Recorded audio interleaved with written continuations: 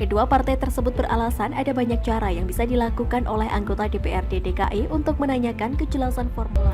Sebelum menonton video ini, tarik nafas dulu dan jangan lupa untuk subscribe dan aktifkan loncengnya.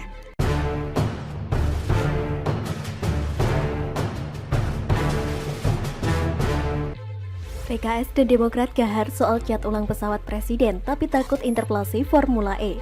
Ditulis oleh Ferry Patli di seaworld.com. Tentu masih segar di ingatan kita kala itu, Partai Demokrat dan PKS menolak dengan keras pengecatan ulang pesawat kepresidenan. Dari yang awalnya dominan berwarna biru menjadi warna merah putih. Wasekjen Partai Demokrat Johnson Sitindoan bahkan sampai mengatakan orang-orang yang menaiki pesawat presiden itu durhaka kepada SBY. Karena SBY hanya memakainya beberapa bulan saja, warnanya diubah pula. Dari yang warnanya sama persis dengan warna Partai Demokrat menjadi sama dengan warna bendera negara kita. Begitupun dengan Kepala Bapilu Partai Demokrat Andi Arief beralasan bahwa kenapa pesawat kepresidenan itu mesti berwarna biru, karena untuk kamuflase di langit. Sebagaimana kita ketahui awan itu berwarna biru. Jadi menurut versi mantan pemakai obat terlarang itu, dengan pesawat presiden yang berwarna biru nggak akan kelihatan oleh musuh. Tapi ternyata pernyataan itu hanya alibi, agar warna cat pesawat kepresidenan tidak diubah. Karena sudah terbantahkan dengan banyaknya pesawat kepresidenan negara lain yang tidak berwarna biru, menyesuaikan dengan warna bendera mereka seperti Turki dan Brasil. Sedangkan PKS melalui jubirnya Mardhani Alisera mengatakan bahwa pengecatan pesawat kepresidenan itu sangat tidak bijak. Pengecat pesawat kepresidenan itu di masa pandemi tidak bijak. Pemimpin mestinya punya standar moral dan juga etika yang betul-betul lembut dan mudah tersentuh. Ujarnya dengan nada seperti orang paling bijak sedunia. Mardhani mengatakan uang untuk pengecatan pesawat kepresidenan yang jumlahnya kurang lebih 2 miliar rupiah itu seharusnya digunakan untuk penanganan pandemi corona saja. Padahal pesawat yang bisa ditumpangi oleh Presiden Jokowi itu sudah berusia 7 tahun, sehingga harus memasuki perawatan besar demi keamanan penerbangan. Begitupun dengan warna catnya yang sudah waktunya untuk diperbarui karena sudah mulai pudar. Nah, karena Agustus ini bertepatan dengan HUT RI ke-76, sekalian saja warnanya yang dipilih adalah warna kebangsaan, yakni merah putih. Dan kita tentu bangga dong, kemana-mana presiden pergi selalu ditemani oleh merah putih. Persoalan Partai Demokrat baper, itu urusan mereka. Salah sendiri, kenapa kadernya banyak yang korup sehingga tidak berkuasa lagi. Nah lucunya, di saat mereka menolak pengecatan ulang pesawat kepresidenan itu, PKS dan Partai Demokrat justru sama-sama tidak setuju rencana interpelasi Formula E. Padahal DKI sudah menyetor uang hampir 1 triliun rupiah untuk penyelenggaraan itu, tapi tidak kunjung digelar. Kedua partai tersebut beralasan ada banyak cara yang bisa dilakukan oleh anggota DPRD DKI untuk menanyakan kejelasan Formula E tersebut. Padahal kalau dibandingkan dengan biaya cat ulang pesawat presiden yang hanya 2 miliar rupiah, uang milik Pemprov DKI Jakarta yang rencananya digunakan untuk balapan bule itu sudah disetorkan 900-an miliar lebih. Jauh banget bedanya. Pertanyaannya, kenapa PKS dan Partai Demokrat nggak minta Anies untuk menagih saja uang yang hampir 1 triliun tersebut? Karena kalau dimanfaatkan untuk penanganan COVID, untuk bansos dan beli alkes sungguh luar biasa. Padahal PKS ini ngakunya partai dakwah loh yang berbasis Islam. Tapi kelakuannya nggak adil banget, yang 2 miliar diplototin sedangkan yang 900 miliar lebih dibiarkan. Mungkin mereka lupa kali ya, jauh hari Pramudia Anantatur sudah mengingatkan, seorang terpelajar itu harus sudah berbuat adil sejak dalam pikiran, apalagi dalam perbuatan. Pertanyaannya, apakah partai yang pernah dipimpin oleh Tifalul Simbiring dan Lutfi Hasan Iskak tersebut terpelajar? Silahkan kalian nilai sendiri. Sedangkan Partai Demokrat kita tahu sendiri, meskipun bukan partai dakwah tapi ngakunya berkoalisi dengan rakyat. Pertanyaannya, apakah mendukung balapan mobil untuk bule dengan menghabiskan uang ratusan miliar rupiah itu disebut berkoalisi dengan rakyat? Tentu saja tidak. Kalau memang mereka berkoalisi dengan rakyat, tentu akan mendesak Anies untuk meminta kembali fee Formula E tersebut dan juga memanfaatkannya untuk kepentingan rakyat. Banyak loh warga DKI Jakarta yang kena PHK. Mending uang tersebut dialihkan untuk membantu mereka. Ini malah untuk hal yang tidak jelas yang sama sekali manfaatnya tidak dirasakan langsung oleh rakyat. Tapi kira-kira begitulah kelakuan mereka, antara perkataan dan perbuatan tidak sama. Wajar bila kemudian Hasto sudah mewanti-wanti PDIP tidak akan berkoalisi dengan PKS dan Partai Demokrat pada Pilpres 2024 mendatang. Jokowi bagi-bagi bingkisan untuk rakyat. Om Panci, Om Roy Suryo nyinyir lagi. Jangan-jangan presiden bagi-bagi panci ya?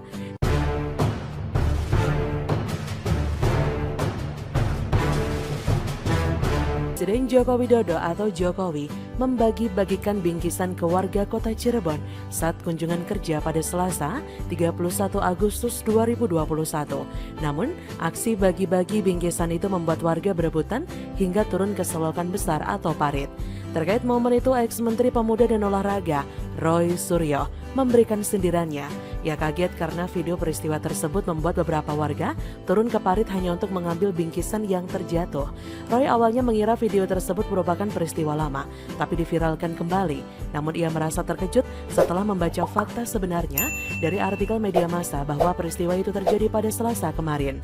Tulis Roy di akun Twitternya, dikutip Rabu 1 September 2021. Swear, tadinya saya kira ini video lama tentang kondisi di sebuah negara terbelakang yang diedarkan lagi dan viral di sosmed. Tapi setelah ada penjelasan di media mainstream ini, astagfirullah, ternyata terjadi di Indonesia kemarin. Sedemikian memperlakukan rakyatmu, begitu? Ambiar, tulis Roy Suryo. Soal cuitannya itu, Roy saat dikonfirmasi FIFA menyampaikan keheranannya terhadap Jokowi selaku kepala negara. Menurutnya, aksi bagi-bagi bingkisan itu bisa dilakukan jajaran pejabat menteri bukan Jokowi, apalagi aksi tersebut malah memunculkan kerumunan. Tutur Roy Suryo, presiden kan punya pembantu-pembantu yang memang tugasnya itu misalnya mensos dengan kamsosnya. Ngapain juga selalu senang melakukan hal tersebut sendiri? Buat apa? Malah menimbulkan kerumunan. Tutur Roy Suryo. Presiden Jokowi sebelumnya melakukan kunjungan kerja atau kunker ke Cirebon dan Kuningan, Jawa Barat pada Selasa 31 Agustus 2021. Ada sejumlah rangkaian kegiatan ex-Gubernur DKI Jakarta itu seperti meninjau pelaksanaan vaksinasi. Jokowi juga sempat melakukan kunjungan ke warga di Harjamukti, Cirebon. Saat itu Jokowi menyempatkan langsung membagi-bagi bingkisan kepada warga sekitar. Momen bagi-bagi bingkisan itu termasuk kepada warga yang sudah menunggu di seberang parit. Dari seberang parit ada rombongan Jokowi yang dikawal ketat pas Pampres. Mereka mulai dari anak-anak sampai dewasa tampak ingin melihat Jokowi dan menunggu bingkisan tersebut. Tapi ada tampak seorang pria dewasa dan anak kecil yang mesti turun ke parit untuk mengambil bingkisan yang terjatuh. Video ini viral di media sosial seperti TikTok. Teriak warga yang antusias yang ingin mendapatkan bingkisan, "Pak, lempar, Pak, lempar." Warga meminta Presiden Jokowi melempar bingkisan tersebut. Tapi tak sengaja ada beberapa yang sempat terjatuh ke selokan dan diambil para warga. Tidak ada paksaan untuk mengambilnya. Semakin hari saya semakin sadar bahwa yang dilakukan oleh seorang Dr. Andes Kanjeng Raden Mas Tumenggung Roy Suryo Noto di Projo, Mkes hanyalah nyinyir dan nyinyir. Saat Jokowi terus kerja dan kerja demi membenahi segala persoalan yang ada di negeri ini, Dr. Andes Kanjeng Raden Mas Tumenggung Roy Suryo Noto di Projo, Mkes terus nyinyir dan berkomentar miring tentang apa yang dikerjakan oleh Jokowi. Pada video tersebut memang Jokowi terlihat memberikan bingkisan kepada warga saat berada dalam perjalanan. Tampaknya hal tersebut membuat Dr. Andes Kanjeng Raden Mas Tumenggung Roy Suryo Noto di Projo, Mkes mempunyai bahan lagi untuk menyerang Jokowi.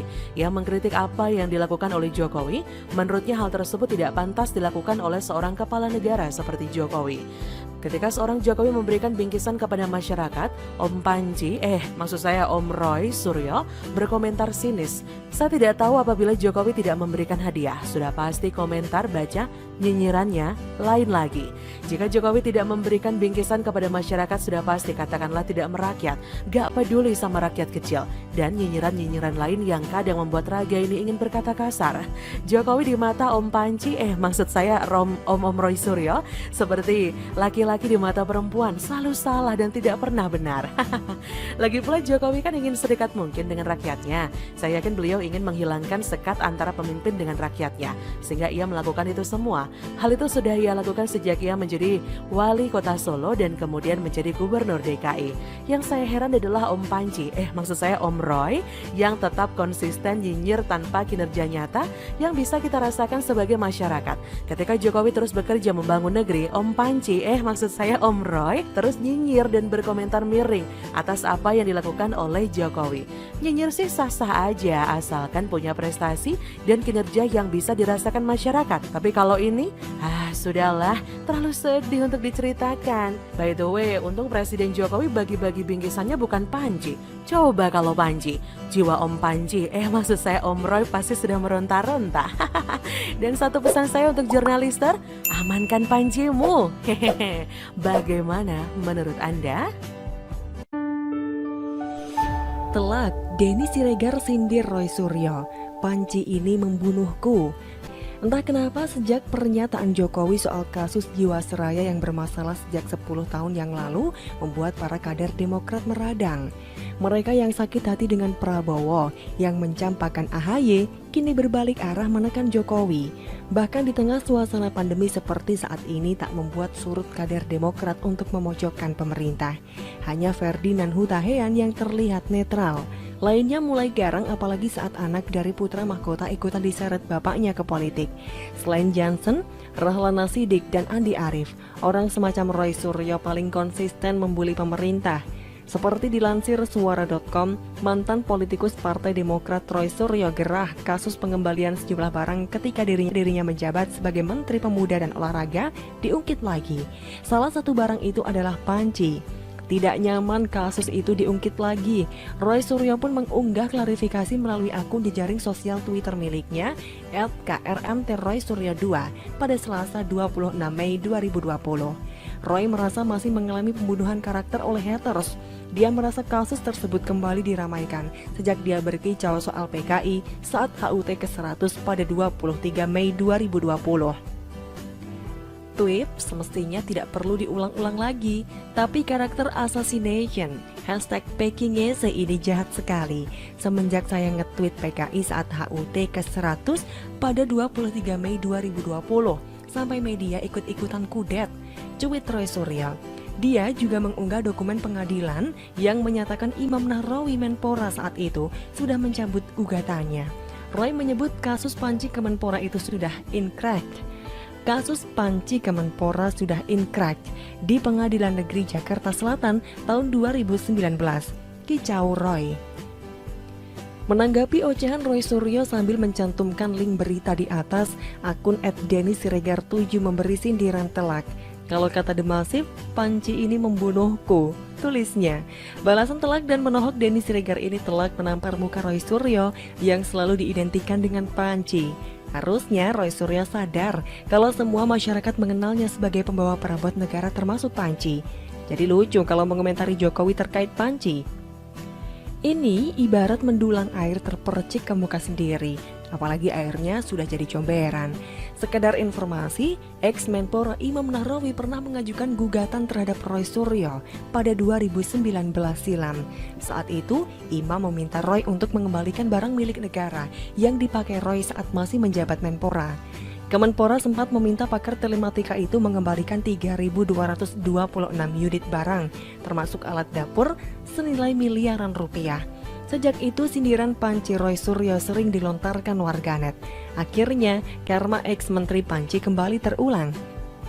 Padahal sebelum-sebelumnya ia selalu dikaitkan dengan Panji. Tapi kenapa baru kali ini Roy Suryo merasa karakternya dibunuh? Apa lantaran ia tak terima mengolok Panji milik istana yang dibandingkan dengan Panji yang ia embat dulu? Orang ini aneh sekali, pantas kalau ia menerima bulian terus. Dari semua partai politik yang ada, hanya Demokrat yang diketuai SBY yang selalu bersikap kekanak-kanakan. Pantas kalau menurun ke putra mahkota hingga kadernya. Kalau ada masalah dikit langsung mengadu ke presiden, baper, merasa dizolimi dan sebagainya. Kalau begini terus, bukan hanya citra partai yang rusak, tapi perolehan suaranya dipastikan semakin nyungsep. Rakyat sudah bisa melihat kinerja Jokowi dan SBY bak langit dan bumi. Ditambah lagi kebaperan partai ini yang hanya modal lambang Mercy dan seolah paling kaya. Padahal mereka tak ubahnya mewarisi sifat tamak Orba. Semoga pemerintah Jokowi diberikan kekuatan dan ketabahan menghadapi partai Mercy beserta cecunguknya. Meski keluar dari Demokrat, nyatanya Roy Suryo masih lantang menyerang Jokowi sebagai bumper SBY. Dari awal kasus corona, Roy Suryo tak henti-hentinya menyinggung kebijakan Jokowi. Dari Jokowi yang dianggap anti kritik, lamban dalam penanganan corona, hingga memainkan isu-isu yang berujung sara. Pendukung Jokowi di sisi lain tanpa banyak kata hanya mengingatkan Roy Suryo terkait panci yang diembatnya. Perlahan tapi pasti, sindiran Panji dan perabot tersebut akhirnya berhasil menghunus jantung hatinya. Roy Suryo terkapar dengan sendirinya dengan arwah panci-panci milik negara. Bukan hanya Roy Suryo, kelak Partai Besutan Pepo perlahan terhapus dari sejarah. Ini semua karena sifat provokasi dan hasutan mereka pada pemerintah. Begitulah kura-kura. Dan bagaimana menurut Anda?